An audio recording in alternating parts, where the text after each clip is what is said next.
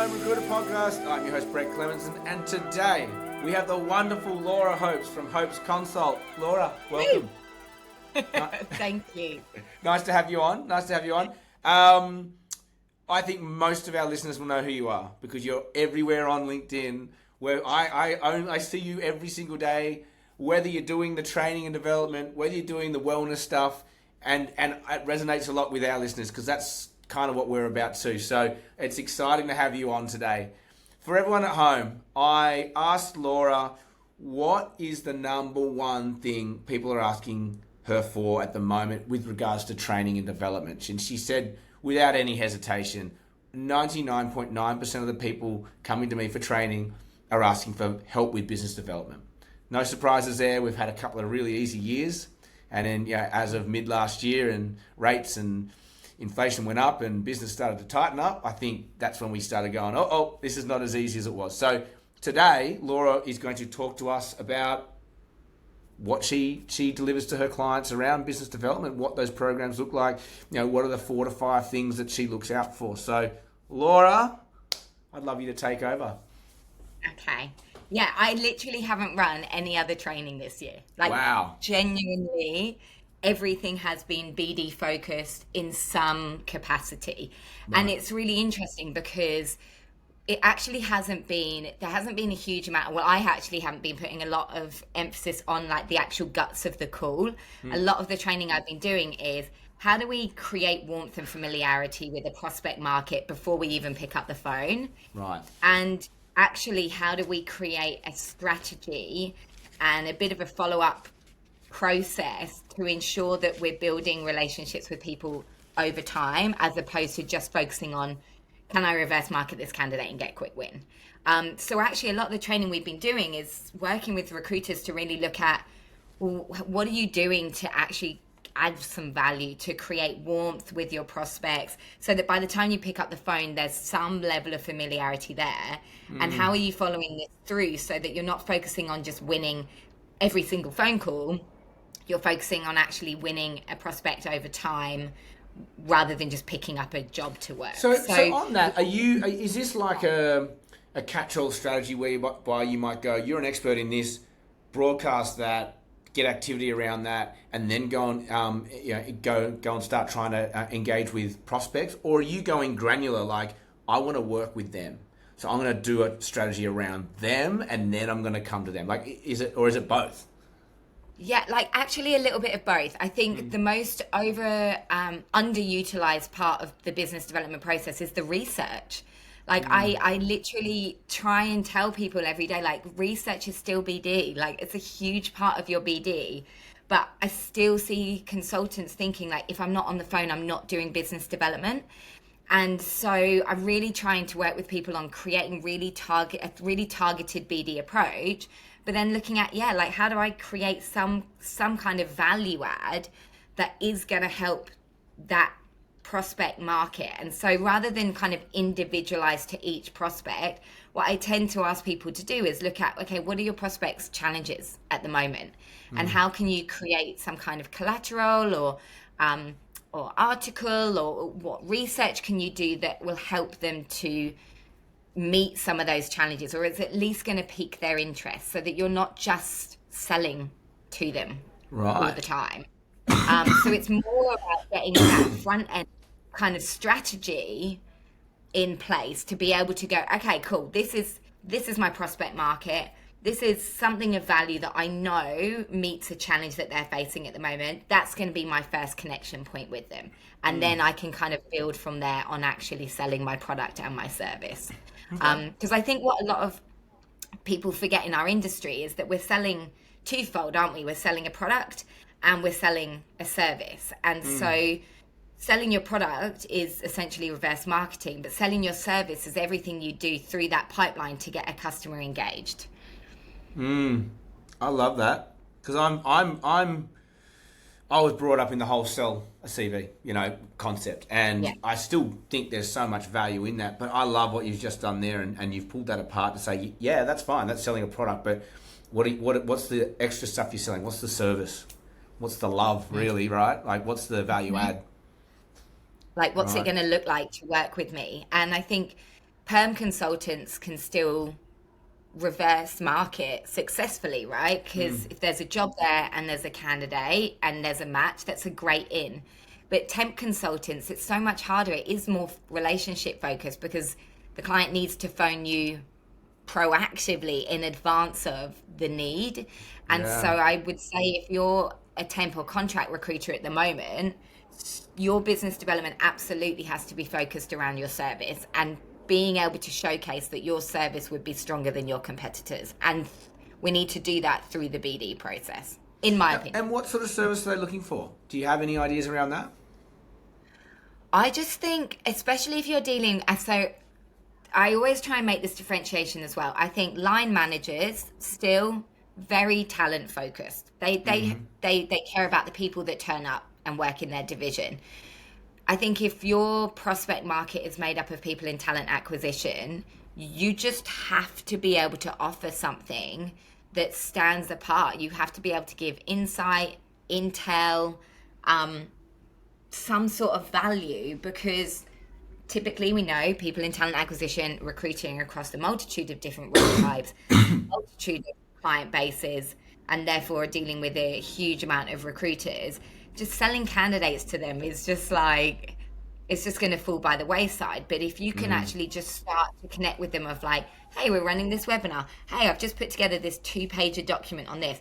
Oh, I just saw this article. Like, if we can just start to create some familiarity through the value, that's a much better in with people in TA than line, in my opinion. Line, I think, still very so if you're now, and this is all gold. I hear this and go, this is absolute gold. But do you know what? Where some people are going to struggle with this, right?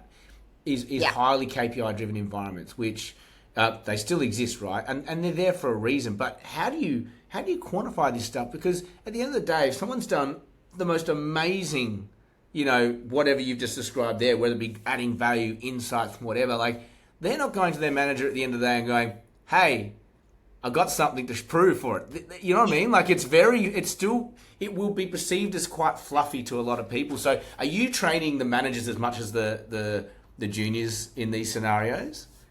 It's almost like when you've got a bad puppy dog, you got to train the owners, right? Totally. It's like, where does this stem from? So this is a great question. I have asked every single manager to sit in on any training I've run this year. Yeah. And I will happily push back on I actually am a massive fan of KPI environments, but I think they need to be used more holistically and be more tailored to work with the consultant on their particular fill rate and their average deal value, right? Yes. And then we work it back. I think they have a huge value. KPI free environments, I don't understand how people know what they need to be doing, especially newer consultants. So I'm a massive fan of that. But yes, I absolutely recommend line managers sit in all of my training sessions. My clients are in my sessions because I need them to hear what I'm saying, because they're going to be the ones going away to implement. The other thing I will say with that, because I think this is a question I get a lot, is people saying to me like, how am I going to have time to put together X, Y, and Z, right? And I did a LinkedIn post on this the other day. It doesn't have to be fancy, this stuff, right? I put together a day plan the other day and posted it out on my LinkedIn. I put it together on Word. I used a table. It's very, very rudimentary, but I had so many people message me being like, I've been looking for something like this. Is this awesome? People don't need the fancy. They care about the actual content. So if you could create like a 1-page value add on the 3 things candidates are looking for in the market at the moment and how you interview on them, right? It's just to be used as an in. So if you could stick that on Word, put your logo on it, whatever, literally. You're 100% right. We all see, like, the great example of this is something I've done, which I can tell you it worked, and it's just going to support what you just said. But we all know Hayes do their salary survey stuff, right? Every year, the Hayes salary guide, or whatever you want to call it. It's very glossy. It's high end. It's a great document. And we all wish we had one, right? With our branding on it. I remember a client saying to me, Brett, you do this pocket of the market so well. I just need to know what the salaries are. And I went, I don't want to put 5 salaries together. So what I did was I just went back over the 12 months of data, put it into a spreadsheet, just went years of experience, location, salaries that we placed, and went, this is just raw data. It was just 3 columns, sent it to the client. He's like, dude, that's perfect. And I thought, that's actually a great post. So I put it on as a screenshot of these 3 lines on my LinkedIn. I don't think I've had a post go better than just that. This is what I mean. People care about the data, like the fluff is all lovely. Yeah. But if someone sent me that versus a 50-page document, I know what I would have time to read, right? So less is more with this stuff. And I think getting smart about that, it doesn't have to be created on Canva, doesn't have to be super shiny. It's just got to give people insight that they are currently challenged with.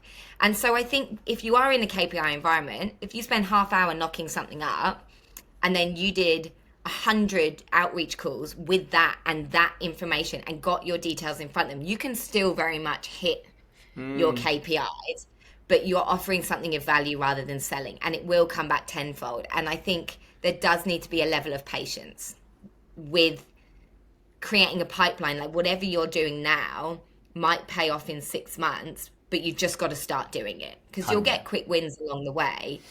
But this kind of spray and pray approach, like, it's just not sustainable for people anymore. And it's why people leave our industry. It's because they see BD as being like, every single call is a failure unless I pick up a job. And we just know that that's not the reality, but we put so much pressure on people for every single call.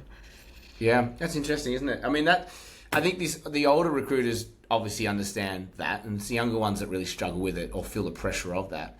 But I liken it to gold panning. Like, you're not going to get gold in every pan. We're just looking for it. We're just looking for, where's the gold? Oh, it's over there. Cool. You'll get 99 no's for every one most of the time, and fine. Yeah. Mate, this is absolute gold. Are there any other things you're looking at, or are there any other areas that you're looking at the moment that are helping people with business development? I think the most useful one seems to be at the moment objection handling.